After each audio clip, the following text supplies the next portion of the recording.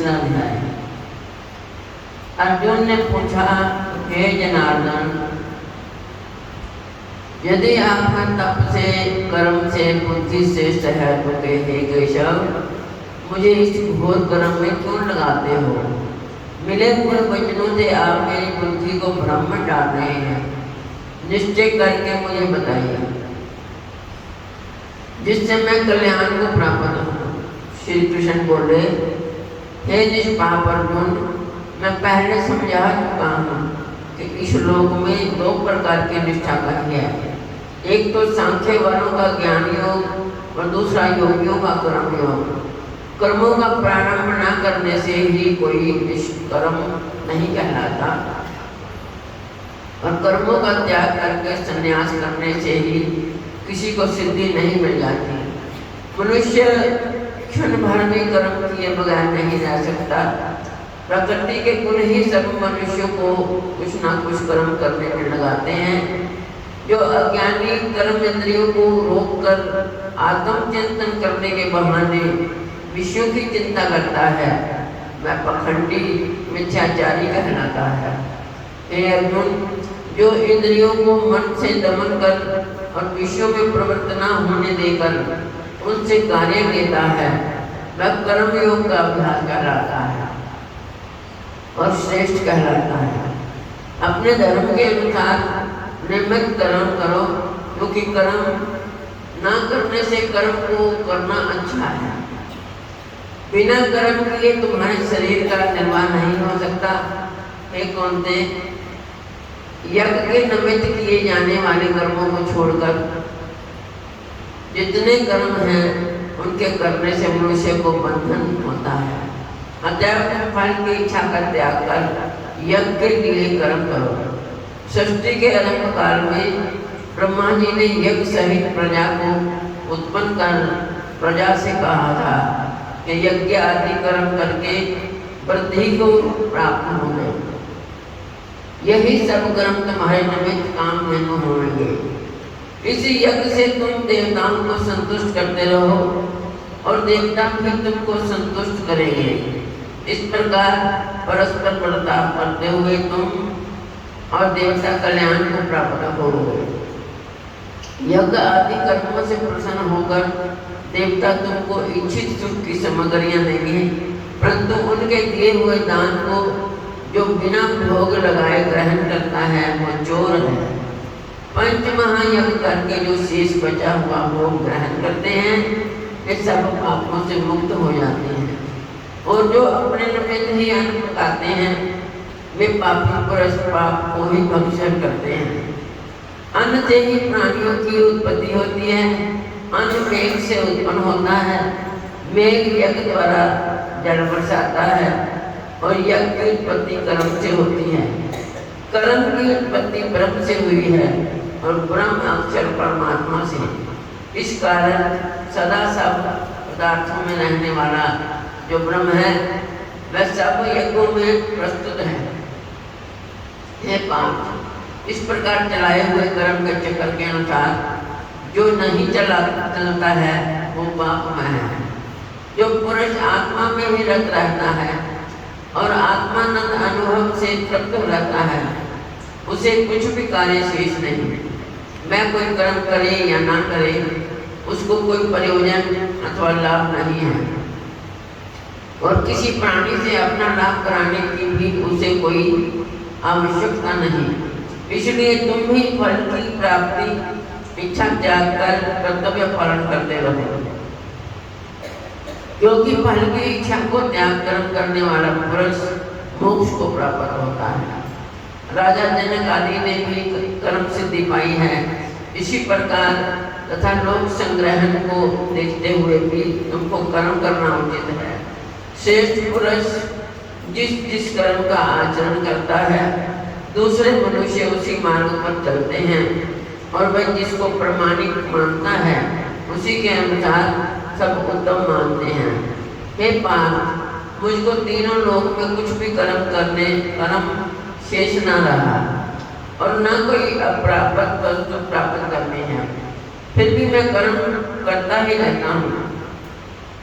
यदि हम ही आलस्य रहित होकर कर्मों को नहीं करेंगे तो मनुष्य हर प्रकार से हमारे ही पथ का अनुकरण करेंगे। जो मैं ही कर्म न करूं तो सब लोग भी ना करने से नष्ट हो जाएंगे। इससे मैं ही वर्ण शंकरों के उत्पन्न करने का हेतु मानकर प्रजा को नष्ट करने वाला समझा जाऊंगा। जिस प्रकार अज्ञानी फल की इच्छा करके कर्म करता है, वैसे ही फल की इच्छा न करते हुए ज्ञानी लोग को लोक शिक्षा की इच्छा करते हुए कर्म करना उचित है।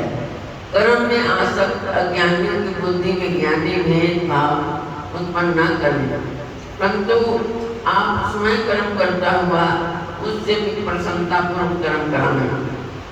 हे अर्जुन, सब कर्म प्रकृति के गुण से ही उत्पन्न होते हैं, परंतु जिनकी बुद्धि अहंकार से भ्रष्ट है, ऐसे मूर्ख लोग समझते हैं कि हम करता है, परंतु जो गुण और कर्म के विभाग को सच्चा तत्व जानता है, वो ज्ञानी पुरुष ये समझकर इसमें आसक्त नहीं होता कि गुण का ये खेल आपस में हो रहा है।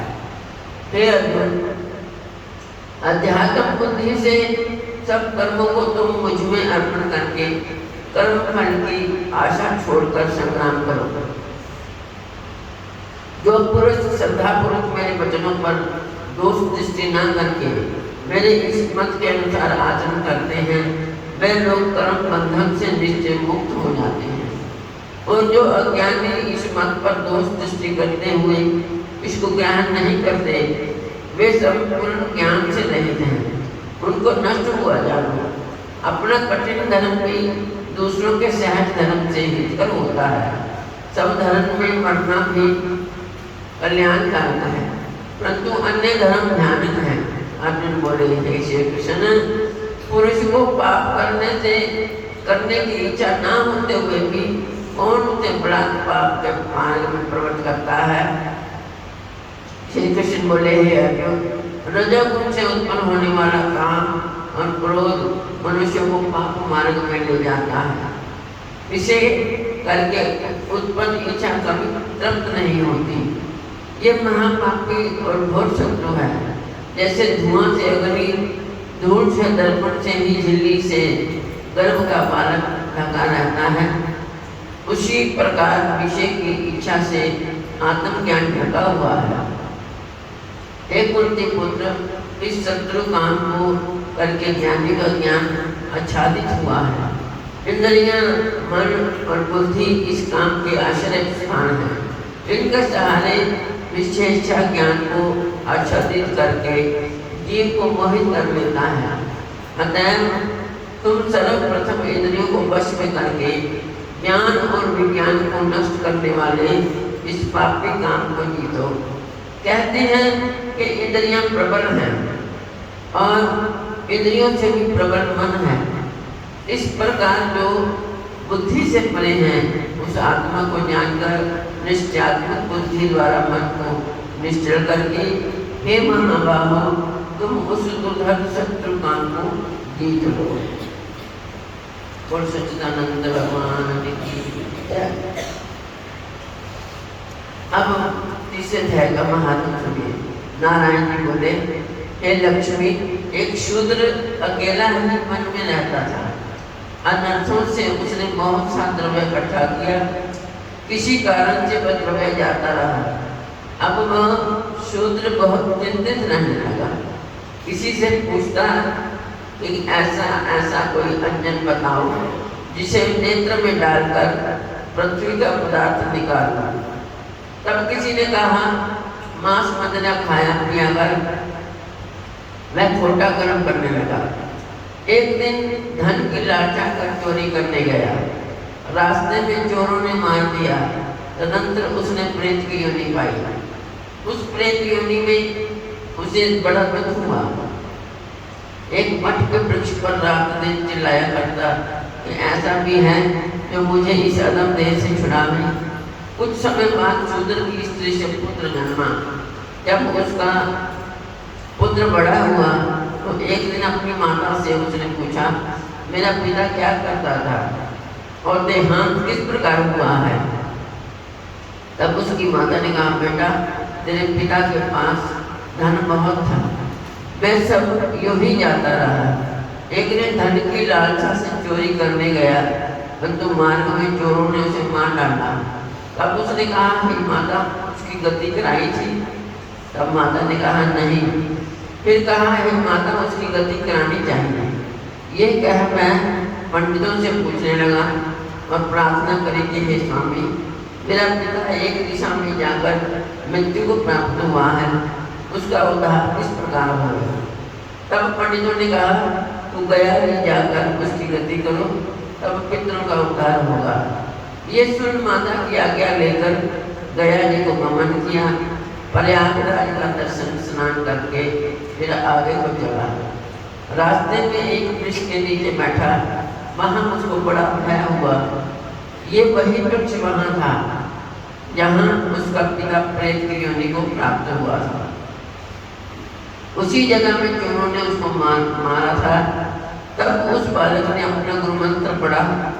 उसका एक और भी नियम था, वह एक अध्याय श्री गीता जी का भी नित्य पाठ किया करता था। उस दिन उसने श्री गीता जी के तीसरे अध्याय का पाठ उस वृक्ष के तले बैठकर किया। वह उसके पिता ने प्रेत की योनि में सुन के उस प्रेत की देह छूट गई। देखते ही पाई स्वर्ग से विमान आए और वो विमान पर चढ़कर उसके सामने आया और आकर आशीर्वाद दिया और कहा, हे पुत्र, मैं तेरा पिता हूँ जो मन कर प्रेत हुआ था। इस तेरे पाठ से मेरी ये देह देही हुई है, अब मेरा उद्धार हुआ है। अब तो गया कि मैं अपनी खुशी से जा। इतना सुनकर पुत्र ने कहा, हे पिताजी, कुछ और आज्ञा करो जो मैं आपकी सेवा करूं।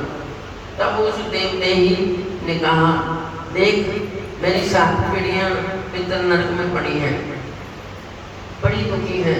अब तो श्री गीता जी के तीसरे अध्याय का पाठ करके उनको इस दुख से मुक्ति प्रदान कर, इतना वचन कहकर वो देखते ही स्वर्ग से पहुंच गई। तब बालक ने वहाँ तीसरे अध्याय का पाठ किया और सब पितरों को पुण्य देकर वैकुंठगामी किया। जो प्राणी श्री गीता जी का पाठ करे या श्रवण करे, उसका फल कहाँ तक कहें, कहने में नहीं आ सकता। अब नारायण जी ने कहा, है लक्ष्मी, ये तीसरे अध्याय का जो फल मैंने तेरे लिए कहा है सो तुम्हें सुना है। और ये सच्चिदानंद भगवान की